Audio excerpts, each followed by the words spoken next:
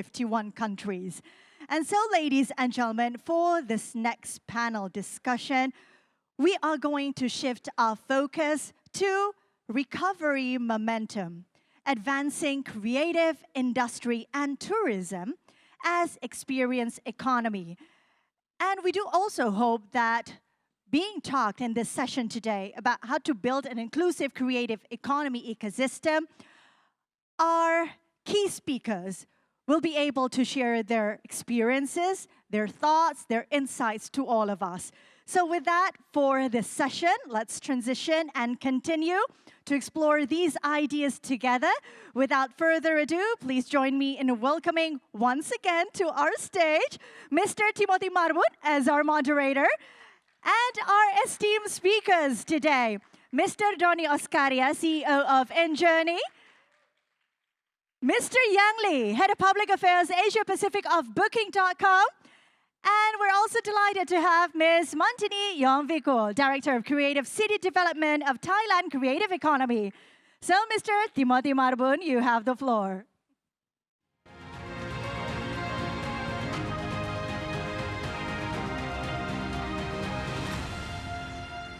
Good day, everyone. I believe I just said that 20 minutes ago as well. So thank you for staying with us in Ballroom 3. A very exciting topic we have here today. Once again, welcome to all the speakers. Welcome to Indonesia, if anyone has only been for the first time here. We are talking about recovery momentum, advancing the creative industry and tourism as an experience economy. Now, ladies and gentlemen, I'm not going to lie to you.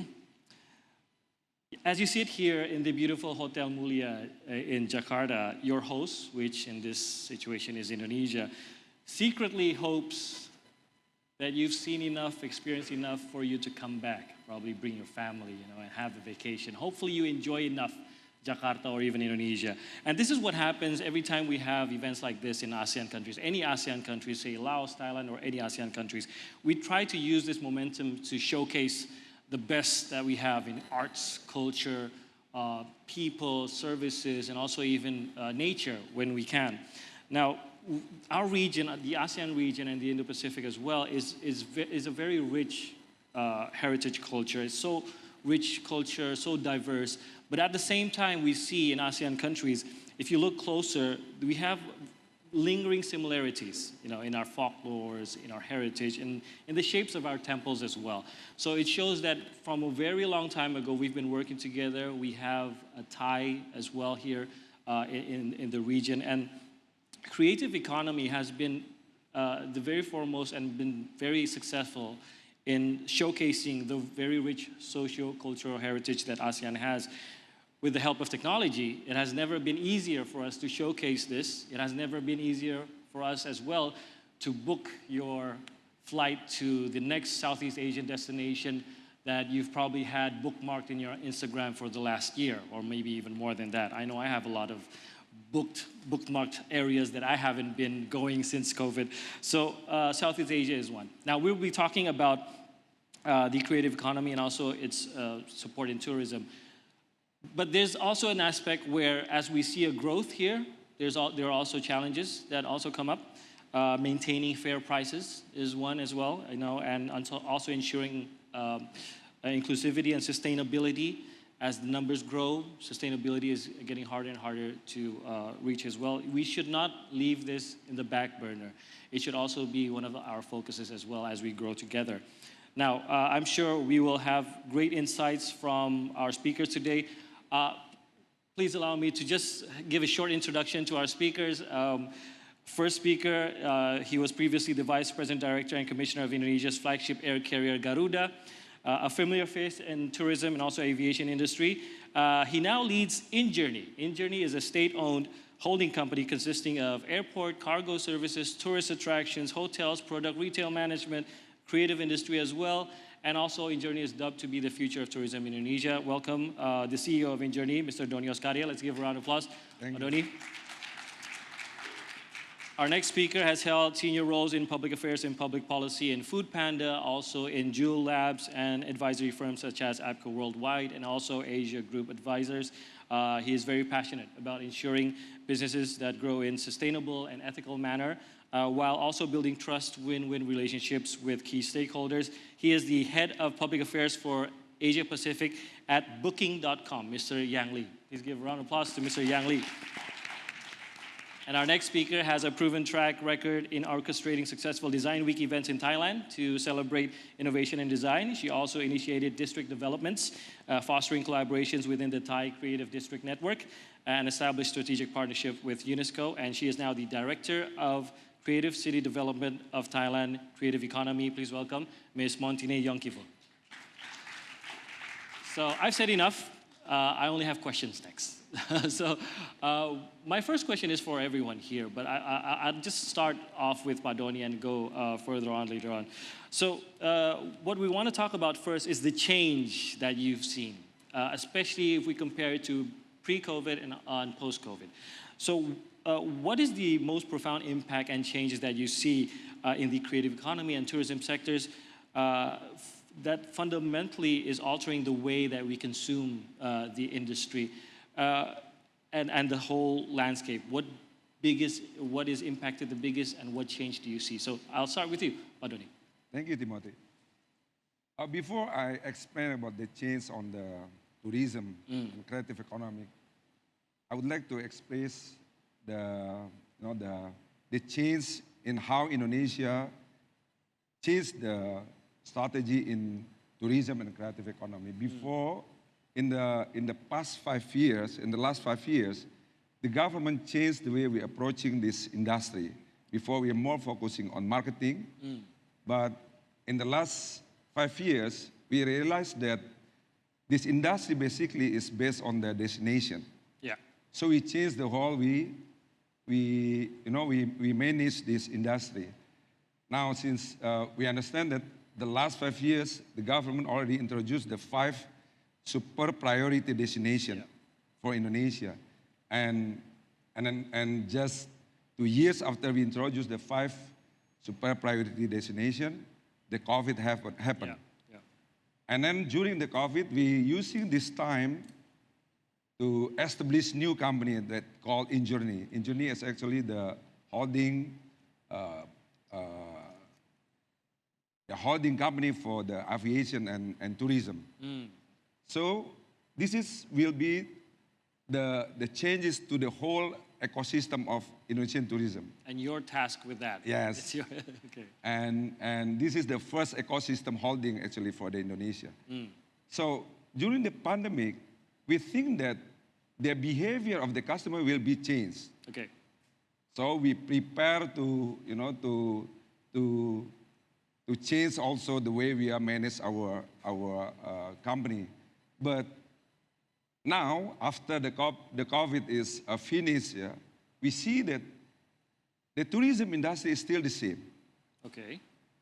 People still want to touch something. People still want to see something. Before, we think that the behavior of the customer will be changed now more on virtual and more on the online.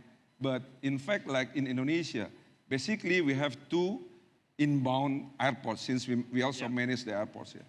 Jakarta and Denpasar. Yeah. But yes, it changed on the business sector, because Jakarta is more, the visitor to Jakarta is more on the business. But in Bali, they're more on the tourism. Like today, we see that the numbers of visitors to Denpasar we already reached 95% before COVID. So the way people do the travel, the tourism is still the same.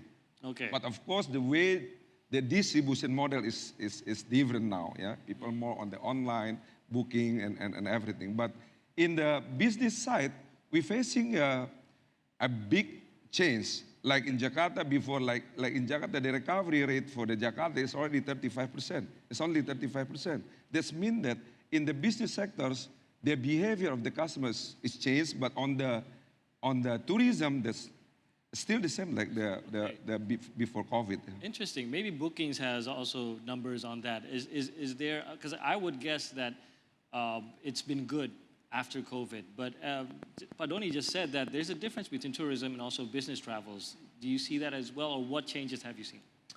Yeah, thank you for the question. I mean, for everyone who doesn't know, Booking.com, we're an online travel platform. You can book hotels, you can book flights now as well as attractions. So we're also expanding the scope anyone of our doesn't know business. Booking.com. So. So I think, obviously pre-COVID, we actually, the biggest change that we see is people obviously got online during COVID.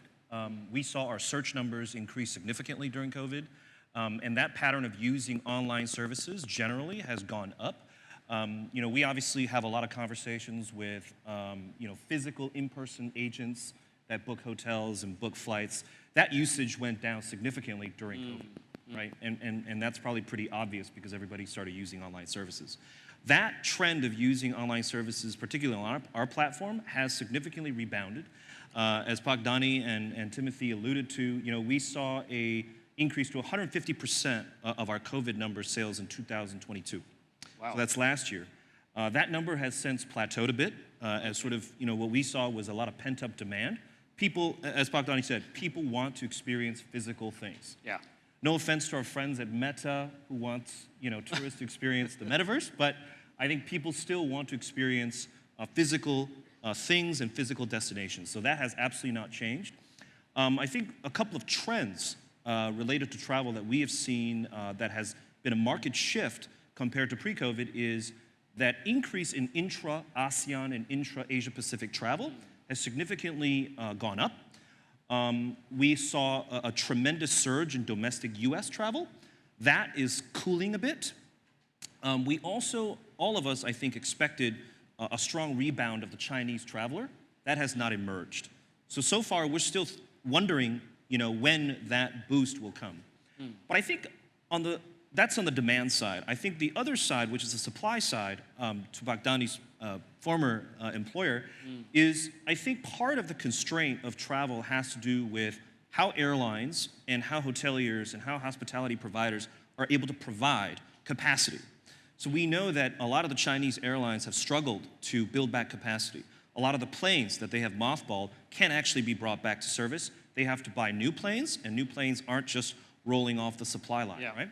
So I think part of the reason we're not seeing the Chinese traveler isn't because they don't want to travel, it's because plane tickets are exceptionally expensive. For all of you guys who have flown here, I'm sure the budgets have increased for covering flights. So I think part of that is a supply side constraint, and if we see the prices go down, I think we'll see shifts in travel patterns again.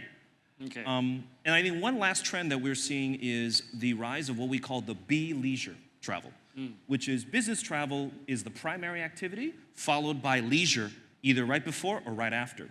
Okay. I think what's happening is that people want to bundle trips together because they're able to work from home or work remotely. I think that work remote culture is actually expanding to travel because people don't feel like they have to go fly right back to the office. I see. I see. So the flights to Bali, maybe Pak Dony, they also work in Bali.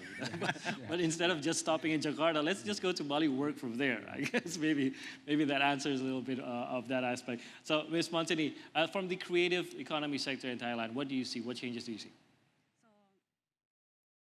Do you hear me?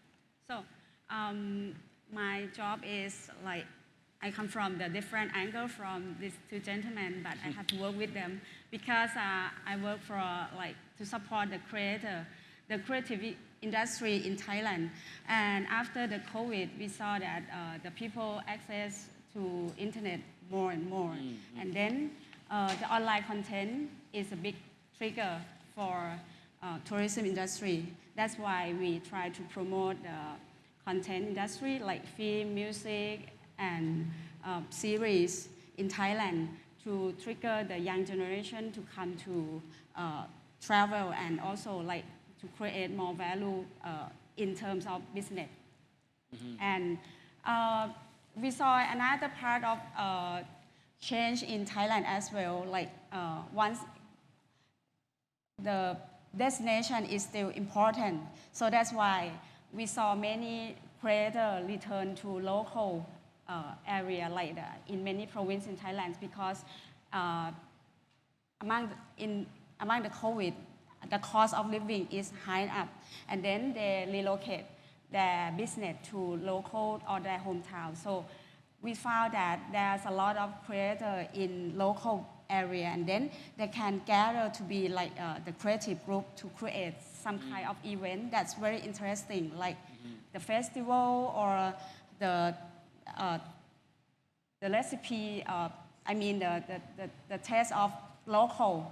They change the perspective of the traditional festival to be the creative festival that can attract the new tourists, especially the young generation. So this is the things that we saw, and then we try to support them to happen more and more. Oh, so that happens locally in the communities? Yes. Oh, beginning from them? Right.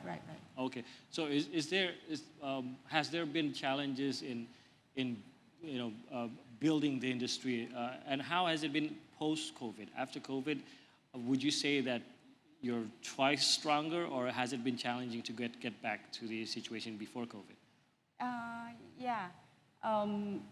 It's very challenging because to get back before,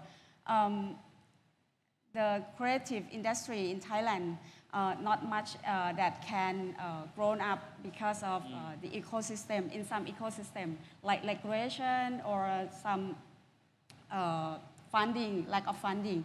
But fortunately, the online market open for the creative content that they can find a way to get back and then can connect to the global market more and more. At least it provides them a platform. Yes. Okay.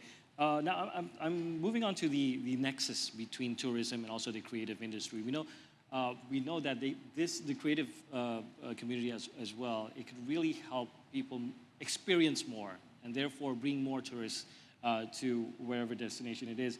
Now, what would you say is the nexus, and which areas, which key cross-sector opportunities do you see in the very near future that can be done to promote this and probably to build the creative industry and to support more the tourism, especially in the ASEAN Indo-Pacific area? Dony.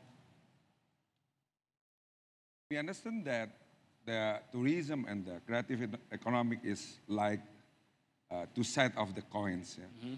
So we cannot, sometimes, like in Indonesia, we're using the creative economy as the attraction for the tourism. Like in Bali, for example. Yeah? Some of the tourists come to Bali because they want to see the tari kecak or something like that, the kecak dance and everything. They know what they're coming for. Yeah, they know the reason why they come to some destination because of the creative industry also.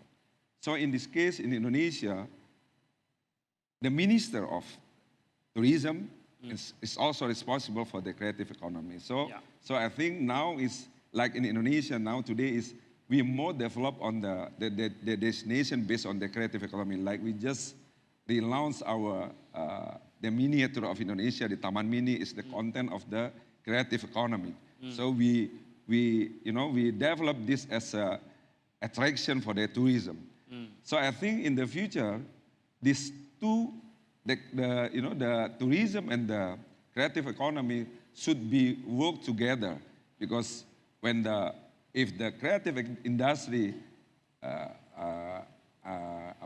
we can use also as a tools to promote our destination, and also in the tourism, most of the tourists also are looking for the creative industry. So I think the both industries should work together. So what is Indonesia doing on that? What do you see? Now I think we changed some policies also in the creative industry we're using this as a to promote our tourism. Like in the movie, we're starting to change the policy before, some restriction in the movie industry in our policy. Now we changed the whole policy. Now the Indonesian now starting to use the creative industry to promote our tourism. And very prepared to do so at this moment. Mr. Lee, maybe you have an opinion. I'm sure you have an opinion on this as well. You might see the link between that, the creative industry in certain areas like ASEAN, Indonesia, Thailand, and other areas, to tourism. Is there like a strong link? And how can we really utilize this link? What do we need to know from the probably Booking.com side? Yeah, I mean, it's intricately linked. So, I mean, people go to a place because that destination has local art, it has sport. You know, people visit a place not just because of the destination. I mean, what is a destination made up of? Yep. It's made up of history, it's made up of individuals, it's made up of stories, right? And Booking.com, you know, we completely believe in that. We're, one of our key kind of focuses in terms of marketing is sponsoring major sporting events. You guys might have seen that we sponsored the Super Bowl in the US. We sponsored FIFA Women's World Cup. We sponsored the International Cricket Championships this year. And we are continuing to sponsor these major sporting events because we believe that people seek to go to those things. And if you see the attendance numbers, they're absolutely matching that, assumption. So beyond that, we also believe that local content is extremely actually useful and very a big draw. So for example, I think someone from Coca was just here and talked about the wave, the Korean wave. Yeah. It's actually, we are running a campaign now called the Ultimate K-Pop Suite.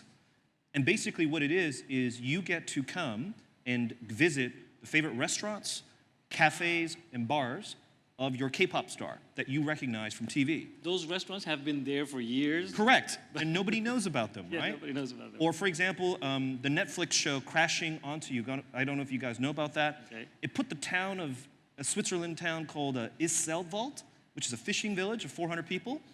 It completely overran with tourists because of that Netflix show. Yeah. So the connection between creative economy and tourism is extremely close, in fact. And actually, because of COVID, because everybody was consuming Netflix and Amazon Prime and Disney Video during COVID, that influence of visual media to tourism is even stronger now than it was before COVID. Okay. So So- Booking.com wants more countries to do that, right? 'Cause- Well, I'm not sure that Swiss fishing town is very happy necessarily with the inflow of tourists, but you know, that is a phenomenon. Actually, I think it's Crash Landing on You. Yeah? Crash Landing I know on You, my yes, K-pop. yes, that's Yeah, right. I know my kid. I just browse Netflix too often at night. Ms. Montinee, maybe you could give an example of that as well. You know, when you have a creative product, it could bring a lot of more tourists. I mean, Korea is going, you know, the pop culture is going crazy right now. Everybody loves it. Thailand, I'd have to say, we saw that during one movie. There's one particular movie that's famous around the world, which is Ong Bak, the trilogy. If you could just bring us back there, did it help at that much as well to bring tourists into Thailand? Does it have that big of an effect? And probably learning from that, has Thailand learned how to maintain the hype, you know, to bring people more people into Thailand from cultural products? So, Ongba is It's a very phenomenon. long time ago. Long time ago, yeah. Long time ago. At that time, I think everyone, especially a man who want to act like the Javanom, Yeah. to everybody learn in the class of kickboxing, Yeah. and found that it's too difficult to be Javanom. It's too right? tiring. I tried. It's too tiring. I Right. couldn't do it. So from that time until now, we have not much movie that could create that kind of impact. We have only the ghost movie that to utilize the scary imagination Horror of movies, yeah. Yeah, that's the horror movie. The whole horror movie is like our selling point for the Thai movie. And in the last couple weeks, we saw a new trend that we can keep the momentum to attract the people come to Thailand or to know about the Thailand. We set up like we call the Y series, the boy love series, because this kind of series they have the content and character that fit to the new value of the new generation. It's about the genderless and gender equality.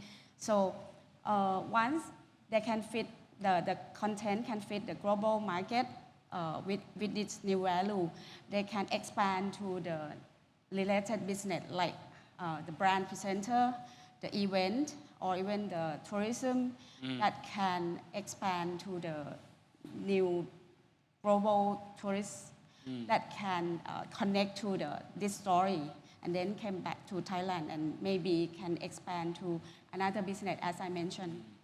As we've heard just from the Deputy Minister of Cambodia, Madam Pen said that they're looking up to Indonesia, Thailand, and Philippines as well. So Thailand is one of the more advanced in creative economy here in the ASEAN region. So what do you need to go even further at this moment for Thailand? For Thailand? Yeah. Actually, I think the ASEAN have a lot of potential. And I think we face the same problem in Thailand. We got the annual budget for support. Budget is always a problem. Yeah. to see the presentation from Kokka, we said, oh, wow. Looking at their budget? Yeah, we got a lower budget compared to the value creation that we create from the creative industry. And that is, I think we face the same problem.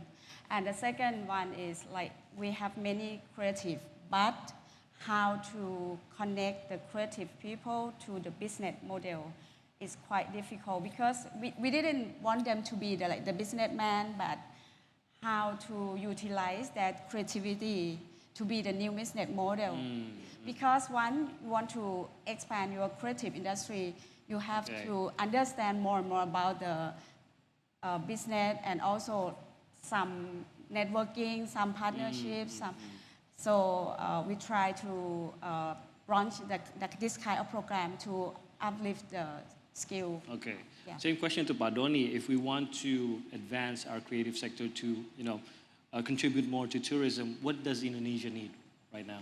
Actually now, Indonesia is more focusing on the destination development. Okay. We are in the good timing, in the good time, since the collaboration between the Minister of Public Works and Housing, the Ministry of Tourism and Creative Economics, and also with the engineer, we are now trying to develop many destinations. In Bali now we're developing the medical and wellness destination. We are collaboration with the Mayo Clinic and 20 aesthetic clinic from Korea. Oh.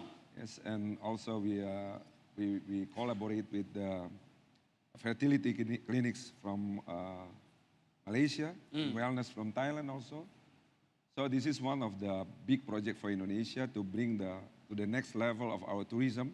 It's not only the culture and nature, but we also now improve our quality of destination, since we also learn from the Thailand. We understand that numbers of visitors to Thailand and to Indonesia is the difference is very high. Currently, I think the Thailand is in a year the number of visitors reach 40 million. In Indonesia, it's only like 17 million. 17. So yeah. So we learn from them also, like in how Thailand developed their destination. In Bangkok itself, for example, they have 60 golf courses. Compared to Bali, we only have 3 golf courses. Now we're starting to develop our destination. In Bali, we developed the medical and wellness complex. We bring the international brand just to add some more destination in Bali. More reasons to come. Yes, there's for example, the second one, like in how we now change our Borobudur temple to become the Buddhist temple, since we understand that the market for Buddhists in Southeast Asia is very big. Now we change, before that Borobudur temple is only, we are not using that as a Buddhist temple, but now we open that. We just did the Waisak in Borobudur. We collaboration also with the Thailand, and we bring the monk from Thailand to Jogja, to Borobudur. And now we are in the discussion with the travel agents, many travel agents from Thailand. We just did the fam trip to Jogja, and we also opened the connectivity between Bangkok and Jogja. And we understand next, at least we can bring at least 3 million, 3 million visitors to Jogja, since we understand that Borobudur is one of the, the best the best for the Buddhists, yeah, to visit, to do some prayer and everything. so for religious meditation. travels. Yeah, yeah. That's the only. There's also I see. something that we developed, and the other side we see that we are also developed the Mandalika. Mandalika, if one good example also how the government now did the collaboration between the Minister of Public Works and Housing developed the infrastructure from the airport to the Mandalika special economic zones. Not only the highway, but also the infrastructure surrounding the complex. And in journey, developed the airport, the big airport, nice airport, and also we developed the hotel inside the complex. We just we develop also the circuit. We bring the MotoGP inside to promote the Mandalika. So this is That the next level of how Indonesia manage the tourism sectors. So that's exactly it. When you build the Mandalika, you also bring the events. That's what you have to do, and to create the whole ecosystem there to make even those who've never been there comfortable to go there. So that's interesting from Indonesia. Now, I guess we only have time to touch upon sustainability and inclusivity. So I'll go to Mr. Lee about this. I mentioned on how the numbers, and also our speakers here have mentioned that it's been good after the pandemic. Numbers have been good. Booking.com has been working hard for the past 2 years, but everybody with a happy face there. But how do we keep it, sustainable? How do we keep it inclusive? Because we have to give this chance to everyone, and probably competition in grabbing the supply is high, but what does Booking.com do to ensure this? Yeah, no, thanks for the question. I mean, maybe I'll touch on sustainability first. I think during the pandemic, one of the things that we obviously, everybody it was very apparent, is how the nature and fauna recovered as a result of the footfall traffic decrease. I think there was a very popular news story about how fishes returned to the Venice canals. So I think that was very instructive for us as a company. So I think we were one of the first movers on developing a sustainability product within our user interface. It's called the Travel Sustainable Badge. It was launched in 2021. And the idea was to capture the sustainability investments our hotel partners were making. So things like, off-grid electricity generation through solar or wind, changing windows to be double-paned, removing single-use plastics, incorporating EV charging stations within hotel garages. These features, we know a lot of our hotel partners are doing, but actually many of them don't go off and get certified. Okay. Get the certifications from LEED, for example, for building certification, or GSTC, Global Sustainable Tourism Council. So we thought, how can we help them be recognized? But I want to emphasize, we're not a certification body. So we developed this badge program. It still has a lot of room to improve, but since the day we started in 2021, November 2021, to date, we have about 500,000 properties with the badge. To put that in perspective, that may seem like a lot, but we have about close to 30 million listings globally, so it's still quite a long ways to go. But I think, as some of the speakers have alluded to since yesterday, sustainability is really a very big, long journey. Right? And tourism is an ecosystem. We control, and we can only influence a very small part. For example, back Donny's previous employer, the airlines, they have to do their part. The last mile rental car industry has to do their part. But for us, what we try to do is we try to nudge consumers and hotel partners to do better, and we offer incentives and information to help them make the best choice. So that's what I'll say on sustainability. In terms of inclusivity, I think that's a very interesting question because, so I think for us, we kind of position Booking as a catch-all. We offer everything from hostels to 5-star hotels, and we know not every provider actually aims to do that. So we know, there are providers who aim to be exclusive. I'm sure many travelers, they book their 5-star hotels from Amex Travel, for example, and call the concierge. And then there are backpackers who only use Hostelworld, for example. So I think for us, the value we provide is we want to try to provide the most choice across the full spectrum of offerings. And I think that's what made us popular. And we've been able to do that because, I think also because we've been around for a very long time. Booking was founded in 1996, so we've been around for more than 27 years. So yeah, in tech years, we're considered probably ancient. But it's nothing like 96 anymore in 2023, right? So you've learned a lot along the way. And being from 96, you've gone through a lot of very dangerous years there. So interesting from Booking.com. Now, Ms. Montinee, I'd like to ask also about sustainability and also inclusivity. We talked about the cultural heritage also that we have here in the ASEAN region. We talked about the creative industry that is growing here in ASEAN, the platforms that is being used to grow that as well. But in the process, things tend to get left behind if we, again, put them in the back burner. There are people who are unfamiliar with the technology. There are people who do not have the access. And then the technology or the projects become less inclusive for them. Now, how do you keep, in Thailand, how do you keep it inclusive? The creative economy, as it grows, how do you keep it inclusive for everyone in Thailand? So, as I mentioned earlier, that there's a lot of people who are from creative sector return home, and from my point of view, my agency try to keep this kind of people stay there, because this kind of people who are from the creative sector, they know how to add value to the heritage culture, and they know how to they have the mindset of the sustainability or like the inclusive people, because once they return home, we found many evidence in province in Thailand. They set up the studio for the children, mostly are the art studio. The art is like open for everyone in the community to join in, and then in the meantime, they create the products that to create the fair trade, like we have many design products to give a fair trade to the community or to the weaver.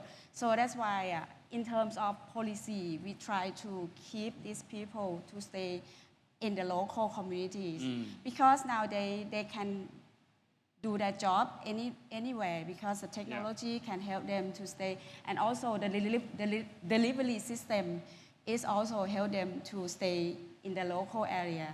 So to keep them there is the best way to keep sustainable way and inclusive people. It keeps track, and also it's more reachable that way when they're there. Interesting as well. So probably just a closing statement from everyone. What collaborations do you wish to see if we're talking about trying to advance our creative economy in the region, in our countries? And also, what do you see in the future for tourism when we're talking about building a more creative economy around the world? Dony? I think I would like to use this opportunity to express my opinion about the region, the ASEAN region. This is actually the good opportunity for us to bring the tourism. It's not only like Indonesia by Indonesia and Thailand by Thailand, but we need the collaboration between the ASEAN countries. Like in Sanur, we develop the medical tourism. We bring two good brands from the ASEAN countries, from the Malaysia and also from the Thailand. I think that's also opportunity for Indonesia brand to exist in all ASEAN countries. That's the first one. The second one is the connectivity between these countries. I think we need to improve how we see this region as a seamless connectivity. Yeah. Like today we want to open the Yogyakarta to Bangkok, Yogyakarta to Cambodia, and vice versa.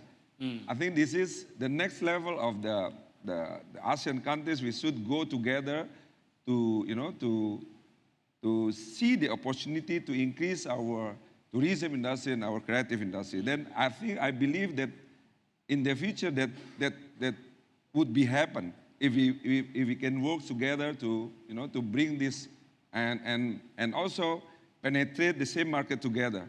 This is like we are very close each other. Yeah. When people comes to Kuala Lumpur, for example, it's easier for them to fly to Danau Toba. It's very close. Very close. Yeah, and also if if people comes to Thailand, it's also they can come to Bali, so we can create the package between Indonesia and Thailand and something like that.